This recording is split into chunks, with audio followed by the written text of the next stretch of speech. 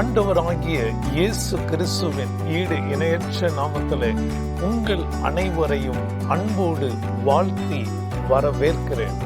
சமாதானத்தின் தேவன் உங்கள் ஒவ்வொருவருக்கும் சமாதானத்தை அருள்வாராக. உலகத்தில் எந்த பாகத்தில் இருந்து திருப்புமுனை நிகழ்ச்சியை நீங்கள் பார்த்து கொண்டிருந்தாலும் கேட்டுக்கொண்டிருந்தாலும் உன்னதங்களின் தேவன் உங்களை வழி நடத்துவாராக. இந்த நாளில் தேவ கிருபை உங்களை ஆட்கொள்ள கடவுது. திருப்புமுனை நிகழ்வானது ஒவ்வொரு வாரமும் ஒவ்வொரு நபர்களை சந்திக்கிறோம். அவர்கள் வாழ்விலே தேவன் எவ்வளவு நல்லவராக இருந்தார், வல்லவராக இருந்தார். கடந்து வந்த பாதையிலும் நடந்து வந்த பாதையிலும் தேவன் அவர்களை எவ்விதமாய் அற்புதமாய் நடத்தினார் என்ற ஒரு அற்புதமான சாட்சியின் பகிர்ந்து கொள்ளக்கூடிய நிகழ்வே திருப்புமுனை நிகழ்ச்சியாக இருக்கிறது. கடந்த வாரத்திலே mister and missus John Babu அவர்கள் வாழ்வில் தேவன் எவ்வளவு நல்லவராக இருந்தார், சின்ன வயதில் தேவனுக்குள்ளாய் எப்படி சத்தியத்திற்குள் வழி நடத்தப்பட்டார்கள் என்ற ஒரு அற்புதமான நிகழ்வை கேட்டோம். இந்த நாளிலும் மீண்டுமாய் அவர்கள் நம்மோடு கூட இருக்கிறார்கள். ஜெபத்தோடு என்னோடு கூட பயணிக்கும்படியாய் உங்களை அன்போடு கேட்டுக்கொள்கிறேன். சார் நன்றி. இந்த நாள்லையும் நீங்கள் டீச்சர், நீங்கள் 2 பேரும் நேரம் எடுத்து வந்து, கடந்த வாரம் உங்கள் நிகழ்வு ரொம்ப ஆசீர்வாதமாக இருந்தது. சின்ன வயசில் இப்போ எல்லாரும் இன்னைக்கு பட்டாசு எல்லாரும் வெடிக்கிறாங்க. பட்டாசு என்ன பண்ணுவாங்க, சும்மா அப்படி வெடிச்சிட்டு மீதியை தூக்கி போட்டுருவாங்க. ஆனால் அன்னைக்கு நீங்கள் சொன்ன மாதிரி எங்கேயாவது வெடிக்காமல் இருந்தால் என்ன பண்ணுவாங்க, அதெல்லாம் எடுத்துகிட்டு போய் காய வச்சு அதை ஒரு ட்ரை பண்ணுவாங்க. அதே மாதிரி ஆனால் அந்த இது சில நேரத்தில் டேஞ்சராக இருக்கும். கடவுள் உங்களை எவ்வளோ அற்புதமாக நடத்தினார். டீச்சர் நீங்கள் அதாவது 7th இதில் அந்த ஸ்கூலில் இங்கிலீஷ் மீடியம், அந்த மதுரை மத்திய பள்ளியில் நீங்கள் படிச்சிருப்பீங்க. அங்கே உள்ள அந்த இங்கிலீஷ் மீடியத்தில் அந்த நாட்களில் மிக ஒரு பிரபலமான பள்ளியாக இருந்தது. இப்பொழுதும் பிரபலமான பள்ளி, ஆனால் அந்த நாட்களில் அதிகமான பள்ளிகள் இல்லை. அப்போது அந்த ஆங்கிலம் உங்கள் குடும்பத்தில் உள்ளவங்களுக்கு நீங்கள் பேசுகிறத பார்த்து அவ்விதமான அந்த ஒரு சத்தியத்திற்குள்ள இவங்க ஒரு டீச்சரை சொன்னாங்க. நம்முடைய பெற்றோர்கள், தாத்தா பாட்டி இவங்களெல்லாம் விட நமக்கு பள்ளி, நம்ம ஸ்கூலில் நமக்கு சொல்லி கொடுக்கக்கூடியவங்க இதுதான் நம்மளை ஒரு இடத்துக்குள்ளே வழி நடத்தும். ஏன்னா இன்று நீங்கள் ஆயிரக்கணக்கான பிள்ளைகளுக்கு நீங்கள் டீச் பண்ணிக்கிட்டே இருப்பீங்க. 2 பேரும் கல்வியாளர்களாக நிறைய பேரை வழி நடத்துவீங்க. அப்போது நம்ம பெற்றோர்கள் இருந்தாலும் அதிகமான நேரம் நம்ம எங்கே இருக்கிறோம், ஸ்கூலில் தான் இருப்பாங்க, பள்ளியில் தான் இருப்பாங்க. மற்றபடி நம்ம தூங்க தான் செய்வோம் நைட்டு. மற்ற நேரம் எல்லாமே பள்ளி தான். அப்போ அங்கே உள்ள ஆசிரியர்கள் இவர்கள் சொல்லிக் கொடுக்குறது பெரிய காரியமாக இருக்குது. மிக்க நன்றி.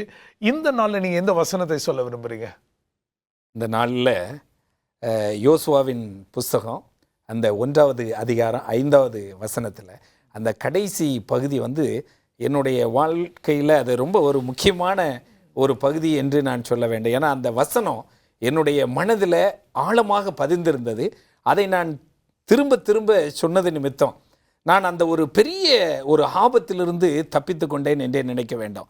அந்த வசனம் அங்கே யோசுவாவுக்கு ஆண்டவர் கொடுக்கிற ஒரு உறுதி மொழியாக இருக்கின்றது, வாக்குத்தத்த வசனமாக. அதை வாசியுங்கள்.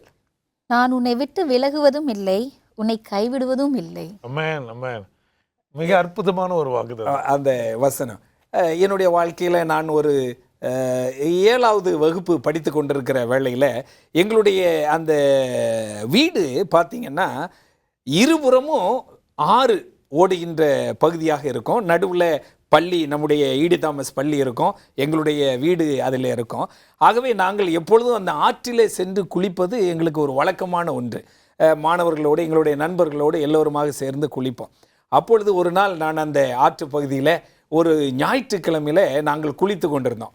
எங்களுடைய கணித ஆசிரியர் திரு சதானந்தம் அவர்கள் அந்த பகுதியிலே அவர்கள் அந்த சைக்கிளில் வந்து கொண்டிருந்தார்கள். அங்கே ஒரு சிறிய ஒரு ஃபால்ஸ் மாதிரி இருக்கும். அதில் நாங்கள் அப்படியே வந்தோன்னா அது நம்மளை அப்படியே ஒரு ரைடு எடுத்துகிட்டு போகிற மாதிரி அப்படி கீழே மேலேருந்து கீழே அப்படியே நம்மளை இழுத்து கொண்டு போகும். அப்புறம் கரையில் ஏறி மறுபடியும் திரும்பவும் அதே சர்க்கிளை நாங்கள் வந்து கொண்டிருப்போம். அது மிக ஒரு உற்சாகமாக அதில் நாங்கள் செய்து கொண்டிருப்போம். எங்களுடைய ஆசிரியர், அவர் கணித ஆசிரியர், அதை பார்த்த மாத்திரத்தில் பாபு நானும் வரேன்டா குளிக்க அப்படின்னு சொல்லிட்டு அவர் இறங்கிட்டார். ஆனால் எங்களுக்கு தெரியாது அவருக்கு நீச்சல் தெரியும் என்று நினைத்திருந்தோம். ஆனால் அவர் மிகவும் கொஞ்சம் குள்ளமாக இருப்பார். உடனடியாக ஆற்று பகுதியிலே அவர் இறங்க வாங்க சார் குளிக்கலாம் என்று சொல்லி நாங்கள் வேகமாக அவரை கூப்பிட்டோம். அவர் ரொம்ப உற்சாகமாக எங்களோடு வந்தார். அப்பொழுது நாங்கள் அப்படி வந்திருந்தோம். சார் இப்படி வாங்க சர்ன்னு வந்துடும்னு சொல்லி அப்படி போயிட்டு இருந்தோம். அவர் சர்ன்னு அந்த ஆற்று பகுதியில் வரும்போது நாங்களும் பின்னாடி வந்துகிட்டு இருந்தோம். அவர் உயரம் கொஞ்சம் குறையா இருக்கிறதுனால அவரால் பேலன்ஸ் பண்ணி நிற்க முடியல. ஒரு பெரிய ஒரு பள்ளமான ஒரு பகுதிக்கு சென்று விட்டார். சார் வாங்கன்னு சொல்லி நாங்கள் அவரை பிடிக்க போனோம். அவர் எங்களை சேர்த்து பிடிச்சிக்கிட்டாரு. அவர் ரொம்ப கனமான பெரியவர், நாங்கள் சிறு பிராயத்தில் இருந்ததுனால அவருடைய எடையை எங்களால் கொஞ்சமும் அட்ஜஸ்ட் பண்ண முடியல. இப்போ நானும் இன்னொரு பையன் வந்தான், ரெண்டுமா சேர்ந்து மூழ்க ஆரம்பிக்கிறோம். தண்ணீருக்குள்ள முழுகி எந்திரிக்கிறோம். அப்பொழுது என்னுடைய மனதில் நாம் இன்னும் சற்று நேரத்திற்குள்ளாக அந்த நீரில் மூழ்கி இறக்க போகிறோம். ஆசிரியரும் சேர்ந்து நம்மோடு கூட இறக்க போகிறாரு. ஒவ்வொரு தடவையும் முழுகி எழுந்திருக்கும் போதும் ஆண்டவரே என்று சொல்லி இந்த வசனத்தை, ஆண்டவரே நீ சொல்லி இருக்கிற உன்னை நான் கைவிட மாட்டேன்னு சொல்லியிருக்கீங்களே அப்பா, அந்த வாக்குத்தத்த வசனம், அதை என்னுடைய மனதில் நான் அதை திரும்ப சொல்லி அப்படியே நான் நினைத்து கொண்டிருக்கும் பொழுதே அந்த நீரோட்டத்தில் சற்று நேரத்திற்கெல்லாம் நாங்கள் முழுகி கொண்டிருந்த நாங்கள் அப்படியே அடித்து செல்லப்பட்டோம். பார்த்தால் ஒரு மேடான பகுதி, அந்த மேடான பகுதியில் சென்று சற்றே அப்படியே ஆசுவாசப்படுத்தி அந்த தண்ணீர்லேருந்து கொஞ்சம் வெளியில் வந்தோம். அப்பொழுதுதான் கேட்டேன், சார் உங்களுக்கு நீச்சல் தெரியாதா? இது நான் நீச்சல் தெரியாட்டாலும் இதில் ஒன்றுமில்லை என்று நினைத்தேன் என்று சொல்லி அவர்கள் சொன்னார், என்னுடைய மனைவிகிட்ட மட்டும் சொல்லிடாதீங்க அப்படின்னு சொன்னார்கள். அதற்கு பின்பதாக நாங்கள் அந்த இதிலிருந்து குளிப்பதை நிறுத்திவிட்டு அப்படியே கரையேறி வீட்டிற்கு சென்று விட்டோம். அந்த நாளில் நடந்த அந்த சம்பவத்தை நான் நினைத்து பார்க்கின்ற பொழுது எத்தனை வயசு இருக்கும்? அப்பொழுது சரியாக எனக்கு ஒரு 12 வயது இருக்கும். 12 வயது. ஆமாம், நிச்சயமாக இந்த வசனத்துக்கும் நீங்கள் சொன்ன மாதிரி நான் உன்னை விட்டு விலகுவதும் இல்லை கைவிடுவதும் இல்லை. தேவன் அவருடைய வாக்குத்தத்தம் போல நம்ம கிட்ட எப்படி இருக்கிறாரு அழகா, நம்மளை எல்லா சூழ்நிலையிலையும் விலகாமல் நம்மளை கைவிடாமல். அந்த நேரத்தில் மரண அப்படி பள்ளத்தாக்கில் தான் இருக்கிறீங்க, 3 உயிர்கள். ஆமாம், ஆண்டவர் உங்களை அற்புதமாக பாதுகாத்திருக்கிறார். கிறிஸ்துவுக்குள் பிரியமான தேவனுடைய பிள்ளைகளே, ஒரு ஏசப்பா இருக்கிறாங்க. உங்களை நம்ம எல்லாரையும் அவங்க கைவிடுறதில்லை. அவங்க எப்பொழுது நம்மோடு கூட இருக்கிறாங்க. சற்று காத்திருங்கள், மீண்டும் உங்களை சந்திக்கிறேன். மீண்டும் திருப்புமுனை நிகழ்ச்சிக்குள்ளே கடந்து செல்வோம். ஜெபத்தோடு என்னோடு கூட வரும்படியாய் உங்களை அன்போடு கேட்டுக்கொள்கிறேன். டீச்சர், உங்கள் வாழ்க்கையில் இப்போ நீங்கள் சொன்னீங்க ஒரு அற்புதமான பாடலை படிச்சிங்க. இந்த நாளில் உங்கள் வாழ்வில் நடந்த நிகழ்வு என்ன? என்னுடைய பள்ளி படிப்பில் ஒரு அற்புதமான ஒரு நிகழ்ச்சி. நான் ரொம்ப கூச்ச சுபாவம் உண்டவன். அதனால் ஸ்டேஜில் போய் நிற்கணுன்னா நான் ரொம்ப பயப்படுவேன். அப்போது எங்களுடைய பிரின்சிபல் மிஸ்ஸஸ் நவரோஸ் அவங்க, உன்னால் செய்ய முடியும், நீ போய் செய் அப்படின்னு சொல்லி என்னை ரொம்ப ஊக்குவித்தாங்க. அதனால் நான் அதுக்கப்புறமா தான் நான் ஸ்டேஜில் போய் ஒவ்வொரு பெர்ஃபார்மன்ஸாக நான் கொடுக்க ஆரம்பித்தேன். நல்ல பாடல்களை பாட ஆரம்பித்தேன். எனக்குள்ளான அந்த தாளந்துகளை அவங்க ரொம்ப என்னை என்கரேஜ் பண்ணாங்க. அதில் தான் நான் ஆண்டவருடைய வசனத்தை நான் ரொம்ப அதிகமாக படிக்க ஆரம்பித்தேன்.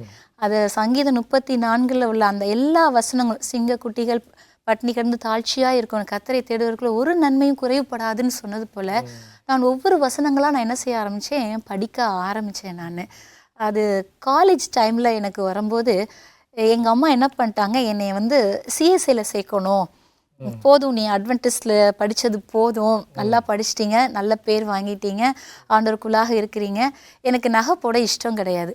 அப்போ அம்மா ரொம்ப சத்தம் போடுவாங்க என்னை.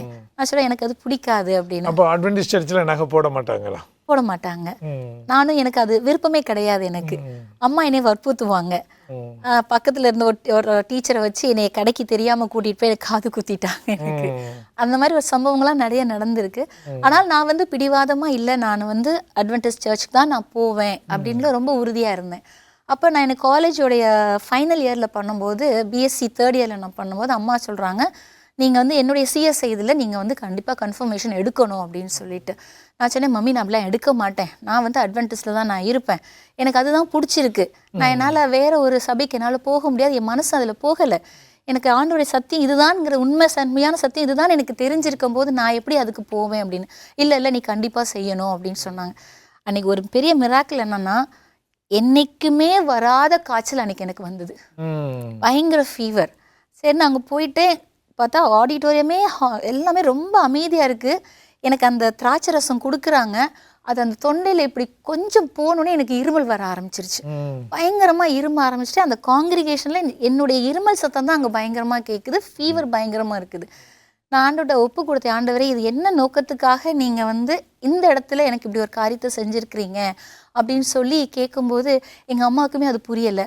அப்புறம் ஒரு நாளடைவில் எங்களுடைய கல்யாண காரியங்கள் பேசிட்டு வரும்போது தான் அப்போ ஆண்டவருடைய சித்தம் வந்து அவளுக்கு வந்து அட்வென்டிஸ்டில் தான் இருக்கணும் அப்படிங்கிறது இருக்குது. அன்றைக்கி ஆண்டவர் அது ஒரு சைனாக காமிச்சார், அவளுக்கு அது வேண்டாம் அப்படின்னு சொல்லி. அதனால தான் அன்றைக்கி காய்ச்சலும் என்றைக்கும் இல்லாத காய்ச்சலும் இருமலும் அவளுக்கு அங்கே வந்திருக்குது. இந்நாள் வரைக்கும் அப்படி ஒரு சிம்டமோ அந்த மாதிரி ஒரு காரியமே எனக்கு இருக்காது. நான் நல்லா சாப்பிடுவேன், ஐஸ்கிரீம் சாப்பிடுவேன், பழைய சோறு சாப்பிடுவேன், தண்ணி நல்லா குடிப்பேன், தண்ணியில் விளையாடுவேன், எல்லாம் இருக்கும். ஆனால் ஒரு நாள் எனக்கு காய்ச்சல் அப்படிங்கிறது வந்ததே இல்லை. ஆனால் என்னைக்கு வந்து அம்மா வந்து இல்லை நீ அங்கே போய் எடு அப்படின்னு சொல்லும்போது அன்னைக்கு எனக்கு காய்ச்சல் பயங்கர இருமல்லாம் வந்தது. அதுக்கப்புறம் தான் அம்மா பின்னாளில் என்ன செஞ்சாங்கன்னா, அவள் வந்து இதில் தான் நிற்கணும்னு ஆண்டவர் வந்து இதில் வச்சிருக்கிறாரு அப்படின்னு சொல்லிட்டு அம்மாவும் அதுக்கப்புறமா 7th டேக்கே அம்மா கன்வெர்ட் ஆகி இந்த நாளும் அம்மா அப்பா சர்ச்சுக்கு போகிறாங்க. அப்பா இன்னுமே மதுரை வடக்கு சபை தான் என்னுடைய தாய் சபை. அந்த சபையில் தான் அப்பா இன்னுமே கரெக்ட் டைமுக்கு சர்ச்சுக்கு போயிடுவாங்க. கடவுளுடைய காரியத்தில் எல்லாத்தையும் அவங்க ஈடுபட்டுட்டு வர்றாங்க. அதனால எங்களுடைய வாழ்க்கையில வந்து அந்த ஒரு இது வந்து ஒரு பெரிய திருப்பு முனையா இருந்தது எங்களுடைய லைஃப்ல. ஒரு அற்புதமான கண்டிப்பா ஆண்டவர் எங்களை தேர்ந்தெடுத்தார். உங்களை தெரிந்தெடுத்திருக்கிறார் ஆண்டவர். நம்ம வாழ்க்கையில ஒவ்வொருவரையும் எப்படி தேர்ந்தெடுக்கிறார், நம்முடைய வாழ்க்கை பயணத்தில் அவர் நம்மோடு கூட இருப்பது ஒரு பெரிய ஆசீர்வாதமான காரியம். சார், உங்க வாழ்வில் பிறகு அடுத்த அநேக அற்புதங்கள் நீங்க சொன்னீங்க, தேவன் எப்படி நம்ம கைவிடலை, நம்மோடு கூட இருக்கிறாருன்னு. மற்றொரு நிகழ்வு என்ன, இன்னைக்கும் மறக்க முடியாத ஒரு நிகழ்வு? என்னுடைய வாழ்க்கையில் பாஸ்டர் அதிகமான நாட்கள் விடுதியில் தான் நான் தங்கியிருந்தேன். ஏன்னு சொன்னால் அப்பாவுக்கு வேற ஒரு ஊருக்கு டிரான்ஸ்ஃபர் கொடுத்துட்டாங்க. மயிலாடுதுறைக்கு போதகராக போட்டதுனால என்னுடைய படிப்பை வந்து தொடரணும்னு சொன்னால் நான் விடுதியில் தங்கி தான் படிக்க வேண்டியதாயிருச்சு. ஆகவே 7ஆம் வகுப்பிலிருந்தே நான் விடுதியில் என்னை சேர்த்து ஹாஸ்டல் லைஃப். ஆமாம், அந்த ஹாஸ்டல் லைஃப் வந்து உண்மையாகவே அன்றைய நாளில் கிறிஸ்துவுக்குள்ளாக பிள்ளைகளை பயிற்றுவிப்பதில் அவர்கள் ஒரு எல்லளவும் குறைவு வைக்கவில்லை. காலையில் 5 மணிக்கு எழுந்திருக்க வேண்டும். அங்கே ஒரு அரை மணி நேரத்திற்குள்ளாக காலை கடன்களை முடித்து அங்கே ஜெபத்தில் வந்து உட்கார்ந்துடணும். ப்ரேயரில் ஒர்ஷிப்புக்கு எல்லாரும் வந்துடணும். மனப்பாட வசனம் படிச்சிருக்கணும். அது ஒரு மனப்பாட வசனம் ஏற்கனவே புல்லட்டினில் போட்டுருவாங்க. அந்த வசனத்தை படிச்சிருக்கணும். அப்போது அந்த வசனத்தை அவங்க கேட்கும் பொழுது அதை சொல்லணும். அதற்கு அடுத்து ஒர்க் ப்ரோக்ராம் இருக்கும், அந்த வேலைகளை போய் செய்யணும். அப்படி எல்லாவற்றிலும் அந்த ட்ரைனிங் வந்து எங்களுக்கு ரொம்ப நன்றாக இருந்தது. சிறு பிராயத்தில் வீட்டில் என்னுடைய அப்பா காலையில் எழுந்தவுடனே அவருடைய சத்தம் கேட்கும், பாட்டு. அவர் காலையிலே அருணோதயம் ஜெபிக்கிறேன்னா தான் அவருடைய முதல் பாடலாக இருக்கும். அதே போல் இப்பொழுது இங்கு என்னுடைய விடுதி வாழ்க்கையும் இந்த கிறிஸ்துக்குள்ளாக இந்த பாடல்களை கேட்பது, அதிலே அந்த கதைகளை கேட்பது, வசனங்களை கேட்பது, சத்தியங்களை கேட்பதுமாக இப்படிப்பட்ட ஒரு வாழ்க்கை எனக்கு இருந்தது.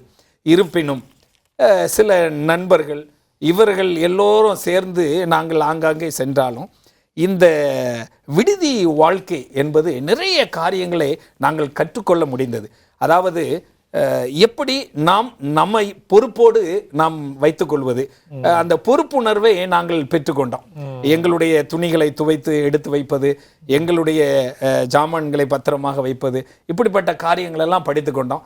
அதே போல் நிறைய வேத வசனங்களை மாலை வேளையில் ஓய்நாள் பள்ளி பாடங்களை எடுப்பதில், அவர்கள் எங்களோடு கூட கேள்விகளை கேட்பதில், நாங்களும் அவர்களோடு சேர்ந்ததில் நன்றாக சில காரியங்களை கற்றுக்கொள்வதற்கு இந்த விடுதி வாழ்க்கை மிகவும் பிரயோஜனமாக இருந்தது. ஆம். மற்றும் எங்களுடைய கல்வி பயின்ற அந்த நாட்களில், அதாவது அந்த 10ஆம் வகுப்பு வரை படிக்கின்ற நாட்களில் எங்களுக்கு கொடுக்கப்பட்ட போதனைகளும் இப்படிப்பட்ட காரியங்கள் இருந்தாலும் சத்துரு நாங்கள் எவ்வளவு தூரம் அதிகமாக வேத வசனங்களை நாங்கள் வாசித்து கொண்டிருந்தாலும் ஒரு நிகழ்வு எனக்கு மறக்க முடியாது. என்னோடு கூட இருந்த ஒரு நண்பன் மரத்தில் மாங்காய், பெரிய பெரிய மாங்காயாக அங்கே காய்த்து கொண்டிருக்கிறது. அதை நம்ம பழுக்க வைத்து அதை சாப்பிட்டால் போதும், இல்லை என்றால் புளிக்கும் என்று சொன்னான். அதை நாம் பறிக்கக்கூடாதே, பள்ளிக்கூடத்தில் என்ன வேணாலும் நம்ம பறித்து கொள்ளலாம் என்று சொன்னான். அவனுடைய பெயர் சாய்ராம், ஒரு இந்து மாணவன். நான் வேண்டாம் என்று சொன்னேன். அப்போ சொன்னா இது என்ன உனக்கு, நான் வர்றேன் வா என்று சொல்லி இருவரும் சேர்ந்து தான் அந்த மாங்காய்களை பறித்தோம். பறித்து ஒரு குழியை ஒன்றை பறித்து அதில் எல்லாவற்றையும் போட்டு ஒரு ஆஸ்பெட்டாஸ் ஷீட்டை அதில் மேலே போட்டு மூடி வைக்கல போட்டு மூடி வச்சுருந்தோம். ஒரு வாரத்தில் பழுத்துறோம் என்று சொன்னான். ஆகவே அதை நாங்கள் எடுத்துக்கொள்ளலாம் என்று நினைத்தோம். ஆனால் பார்த்தால் இவனே போய் சொல்லிவிட்டான், இவன் இப்படி மாங்காயில பறித்து இப்படி வைத்திருக்கிறான் என்று சொல்லிவிட்டான். அப்பொழுதுதான் புரிந்து கொண்டேன், இப்படிப்பட்டவர்களுடைய ஆலோசனையை கேட்டால் கடைசியில் நாம் தான் தலை குனிந்து நிற்க வேண்டும் என்பதை புரிந்து கொண்டேன். இது ஒரு அற்புதமான ஒரு பாடம் கூட. இன்றைய சூழ்நிலையில கிறிஸ்துவுக்குள் பிரியமான வாலிப பிள்ளைகள், நீங்கள் பழகக்கூடிய சகவாசங்களை பார்த்துக் கொள்ள வேண்டும். சற்று காத்திருங்கள், மீண்டும் உங்களை சந்திக்கிறேன். மீண்டுமாய் திருப்புமுனை நிகழ்ச்சிகளை கடந்து செல்வோமா? டீச்சர், நீங்க சொன்னீங்க எப்படி இந்த அற்புதமான செவன்த் டே அட்வென்டிஸ்ட் சத்தியத்திற்குள் நீங்கள் வழி நடத்தப்பட்டீங்க. உங்கள் கல்வி நீங்கள் பயின்ற இடமே உங்களுக்கு அது ஒரு பயிற்சி மயமாக இருந்து சத்தியத்திற்குள் வழி நடத்தினது. சார், நீங்கள் சொன்னீங்க நீங்கள் படித்து கொண்டிருந்த விடுதி அனுபவம் உங்கள் வாழ்க்கையில் ஒரு அற்புதமான ஒரு அனுபவத்துக்குள்ளே அங்கே சொல்லிக் கொடுத்த எல்லா பாடமும் உங்கள் வாழ்க்கையின் அஸ்திபாரமாக இருந்திருக்கிறது என்று நீங்கள் இன்றைக்கும் மறுபடியுமாக உங்கள் வாழ்க்கையில் நான் இந்த காரியத்தை சொல்லணும், ஆண்டவர் எனக்கு அந்த நேரத்தில் என் கூட எப்படி இருந்தாங்க அப்படின்னு சொல்லக்கூடிய நிகழ்வு என்ன? என்னுடைய அடுத்த மோட்டிவேஷன் அப்படின்னா, கல்யாணத்துக்கு அப்புறம் எங்கள் மாமா பாஸ்டர் பீட்டர் கணேஷ் அவங்களுடைய வாழ்க்கையில் வந்து சத்தியத்துக்காக தன் வீட்டையே விட்டுட்டு வந்தவங்க. அப்போது ஒரு நேரம் 2006 நான் வந்து பிஎட் படிக்கணும். நான் அப்போ மாமா தான் என்னை கூட்டிகிட்டு போனாங்க அந்த காலேஜுக்கு. கூட்டிகிட்டு போகும்போது அந்த டைம் என்னென்னா சாபத்தில் கிளாஸ் வரணும்னு சொல்லிட்டு அந்த மேடம் சொல்லிட்டாங்க. நான் என்ன சொல்லிட்டேன், நான் வரமாட்டேன் அப்படின்னு சொல்லிட்டேன் நான். ஆனால் அவங்க அடுத்த நாள் அந்த காங்கிரிகேஷனில் கிளாஸில் எல்லாட்டையுமே நான் அவ்வளோ சொல்லியும் அந்த ஒரு கேர்ள் வந்து சாட்டர்டே வரல, அவங்கள நான் வந்து ரிப்பீட் பண்ண வைக்க போகிறேன் அப்படின்னு சொல்லி சொன்னாங்க. சரின்னு நானும் மாமாட்ட சொன்னேன். நானும் சர்ச்சில் இருந்து ஜெபம் பண்ணிகிட்டே இருந்துட்டு அடுத்த நாள் நான் போகிறேன். அந்த மேடம் வந்து என் முன்னாடி இப்படி உட்கார வச்சுட்டு, நீ சாட்டர்டே லீவ் எடுக்கலாம் அப்படின்னாங்க. நான் சொன்னேன், மேம் நீங்கள் எவ்வளோ காசு கொடுத்தாலும் சரி நான் வந்து சாட்டர்டே வரமாட்டேன் அப்படின்னு. இப்போ மட்டும் என் கையில் கன்று இருந்துச்சுன்னா உன்னை எடுத்து இந்த இடத்துல உன்னை ஷூட் பண்ணிடுவேன் அப்படின்னாங்க. நான் சொன்னேன், வெல் டன் மேம், நான் ஆண்டவருக்காக நிற்கிறதுல எனக்கு எந்த பிரச்சனையும் இல்லை அப்படிங்கும்போது எங்கள் மாமாட்ட வந்து நான் அதை சொன்னேன். நான் மாமா வந்து பரவாயில்ல, உறுதியாக நீ நின்னதுக்காக தேவனுக்கு ஸ்தோத்திரம், இதே தான் நீ உன் பிள்ளைகளுக்கும் நீ உன் சந்ததியாருக்கும் நீ சொல்லிக் கொடு அப்படின்னு சொல்லி சொன்னாங்க. நான் கடைசி நாட்களிலும் எங்கள் மாமாவோட கூட இருந்து அவருக்கு பணிவிடையெல்லாம் செஞ்சதுக்கு தேவன் எனக்கு ஒரு அனுக்கிரகம் செஞ்சாங்க. அந்த வீட்டில் வந்து நான் கடைசி மருமகளாக இருந்தாலும் ஒரு தாய் தந்தை போல் நான் அவங்கள பார்த்ததுக்கு தேவன் எனக்கு ஒரு நல்ல ஒரு அனுக்கிரகமான நாட்களை கொடுத்தாங்க. அவங்க வாழ்க்கை எப்படி ஒரு உண்மையான ஒரு வாழ்க்கை, தேவனுக்காக நிற்கணும் அப்படிங்கிற ஒரு வாழ்க்கையை நான் அவங்ககிட்ட நான் கற்றுக்கொண்டேன். நான் இன்றளவிலும் அவங்க கொடுத்த அந்த வழிகாட்டுதல் நான் ஃபாலோ பண்ணிட்டு வருகிறேன். நான் அது என்னுடைய பெரிய இன்ஸ்பிரேஷனாக இருக்குது. மாமா 94 வயசில் இறந்துட்டாங்க அப்படிங்கும்போது மனசு வேதனையாக இருக்குது. என்னுடைய பாட்டியும் அதே மாதிரி 94 வயசில் தான் இறந்தாங்க. அவங்களும் நல்ல ஒரு சாட்சியோடு தான் அவங்களும் இறந்தாங்க. இப்படிப்பட்டவங்களுக்கு நான் அவங்க பேத்தியாகவும் மருமகளாகவும் நான் வாழ்கிறது நான் தேவனுக்கு நான் நன்றி செலுத்துகிறேன். மிக ஒரு அற்புதமான காரியம் நீங்கள் நல்லா சொன்னீங்க. அதாவது உங்கள் மாமா இன்னைக்கு வந்து அவங்கள நீங்கள் இன்னைக்கு வந்து யாரும் பார்க்கறது இல்லை. இன்னைக்கு உள்ள காலகாலத்தில் எல்லாரும் பரபரப்பாக போய்கிட்டு இருக்கிறாங்க. ஆனால் நீங்கள் இருவருமாக உங்கள் பெற்றோரை உங்கள் வீட்டில் வச்சு அந்த வயதான நாட்களில் எவ்வளவு பணிகள், அவசரமான பணிகள் இருந்தாலும் நீங்கள் அற்புதமாக பாதுகாத்து கொண்டீங்க. அதே மாதிரி ஓய்வு நாள், அந்த ஓய்வு நாளுக்கு நம்ம எக்ஸாம் எழுதக்கூடாது, இல்லை ஓய்வு நாளுக்கு கிளாஸுக்கு போகக்கூடாது. அந்த ஓய்வு நாள் எவ்வளவு முக்கியம் அப்படிங்கிற ஒரு அற்புதமான காரியம் உணர்த்தப்பட்டது. தேவன் நிச்சயமாக உங்களை ஆசீர்வதிக்கணும். இந்த நாளில் நீங்கள் வந்து உங்கள் வாழ்க்கையில் நான் உன்னை கைவிடுவதும் இல்லை, உன்னை விட்டு விலகுவதும் இல்லை. அந்த தேவன் உங்களை மாத்திரம் இல்லை, இந்த நிகழ்வை கேட்டுக்கொண்டிருக்கிற ஒவ்வொருடைய வாழ்விலும், நம்ம எல்லாருடைய வாழ்விலும் அந்த தேவன் நம்ம கைவிடுறதே இல்லை, நம்ம விட்டு விலகிறதே இல்லை. அவரை நம்ம உறுதியாக பிடித்து கொள்ளும்போது ஆண்டவர் நம்மோடு கூட இருக்கிறார். நம்ம ஜெபம் பண்ணுவோம். சார், நீங்கள் ஜெபம் பண்ணுங்க. எங்கள் பரிசுத்தம் நிறைந்த எங்கள் பரமபிதாவை துதிக்கிறோம், ஸ்தோத்திரிக்கிறோம். ஆண்டவரே, இதோ இந்த வேளையிலுமாக ஆண்டவரே நாங்கள் கொடுத்த இந்த சாட்சிகளை கேட்கின்ற ஒவ்வொருவருடைய உள்ளத்திலும் ஆவியானவர் தாமே கிரியை செய்ய வேண்டுமாய் ஜெபிக்கிறோம். ஆண்டவர் கொடுத்த இந்த பரிசுத்தமான ஓய்வு நாட்களை பரிசுத்தமாக கடைபிடிப்பதற்கு, அதில் எந்த விதமான சோதனைகளை ஏற்படும் பொழுதும் அதை மேற்கொள்வதற்கு ஆண்டவர் ஒவ்வொரு பிள்ளைகளுக்கும் நீர் பலத்தை நீர் கொடுக்க வேண்டுமாய் ஜெபிக்கிறோம் கர்த்தாவே. இன்னும் அதிகமாக குடும்பங்கள் ஆண்டவரே, விசேஷமாக இன்றைய நாளில் நாங்கள் பகிர்ந்து கொண்டதில் குடும்பங்கள் மாமனார், மருமகள், மாமியார், மருமகன் என்று எந்த ஒரு காரணங்கள் வருகின்ற பொழுதும் சந்தோஷமாக சமாதானமாக இந்த குடும்பங்கள் ஜீவிப்பதற்கு ஆண்டவர் கிருபை செய்ய வேண்டுமாய் ஜெபிக்கிறோம். எங்களை மறுபடியும் உம்முடைய பாதத்திலே தாழ்த்தி ஒப்புக் கொடுக்கிறோம். ஏற்று வழி நடத்துங்க. இயேசு கிறிஸ்துவின் மூலமாய் ஜெபிக்கிறோம். ஜெபங்கள் நல்ல பிதாவே, ஆமென். கிறிஸ்துவுக்குள் பிரியமான தேவனுடைய பிள்ளைகளே, இந்த நாளின் நிகழ்வு உங்களுக்கும் உங்கள் குடும்பத்திற்கும் ஒரு பெரிய ஆசீர்வாதமாக இருந்திருக்கும் என்று நான் விசுவாசிக்கிறேன். சார், நீங்கள் நேரம் எடுத்து இந்த நாளில் வந்து மிக ஒரு அற்புதமான ஒரு சாட்சியை சொன்னீங்க. நம்ம சின்ன வயதில் அப்படி நம்ம கடந்து வர்ற பாதை, நடந்து வர்ற பாதை, நம்ம அப்பா அம்மா சொல்லி கொடுத்தது, அந்த வேல்யூ எவ்வளோ முக்கியமானது, ஆசிரியர்கள் எவ்வளோ வேல்யூ. இன்றைக்கி வந்து மாடர்ன், இன்றைக்கி எல்லாருமே ஒரு ஆன்லைனில் எல்லாம் இது பண்ணால் அப்படி டக்குன்னு எல்லாம் வந்துடுற மாதிரி இருக்குது. ஆனால் அது ஒரு புறம் இருந்தாலும், ஆனால் அதை கடந்து ஒரு ஒரு ஒரு வாழ்க்கைக்கு ஒரு வேல்யூ இருக்குது. நம்ம ஒவ்வொரு நிகழ்வுகளுக்கும் ஒவ்வொரு வேல்யூ இருக்குது. அந்த வேல்யூ இந்த நாளில் அதிகமாக இல்லாத சூழ்நிலை இருக்குது. ஆனால் நீங்கள் படித்த சூழ்நிலைகளில் மிகப்பெரிய இடத்துல படிக்கலைனாலும், ஒரு சாதாரண இடத்துனாலும், வாழ்க்கையின் சிறப்பு அம்சம் நம்ம இப்படி வாழும்போது தான் அந்த வாழ்க்கை பெற்றோருக்கு, தாத்தாவுக்கு, பாட்டிக்கு, நம்ம குடும்பத்துக்கு எல்லாருக்கும் ஒரு சேவை இருக்குது. இந்த நாளில் நீங்கள் சொல்லிக் கொடுத்தது ஒரு பெரிய ஆசீர்வாதமாக இருந்திருக்கிறது. மீண்டும் நம்ம உங்களை அடுத்த வாரத்துலையும் சந்திக்க இருக்கிறோம். உங்கள் இந்த இப்படிப்பட்ட ஒரு இக்கட்டான, அதாவது நீங்கள் பரபரப்பாக இருக்கக்கூடிய நேரம், இந்த காலகட்டத்திலையும் நீங்கள் வந்து சொன்ன காரியத்துக்கு ஆண்டவர் உங்களை ஆசீர்வதிக்கட்டும். கிறிஸ்துவுக்குள் பிரியமான தேவனுடைய பிள்ளைகளை, ஹோப் சேனல் குடும்பத்திற்காக ஜெபம் பண்ணுங்க. இந்த நிகழ்ச்சி உங்களுக்கும் உங்கள் குடும்பத்திற்கும் ஆசீர்வாதமாக இருந்திருக்கும் என்று நான் விசுவாசிக்கிறேன். உங்களுக்கான ஜெப விண்ணப்பங்கள் இருக்கும் என்றால் நீங்கள் எங்களோடு தொடர்பு கொள்ளுங்க.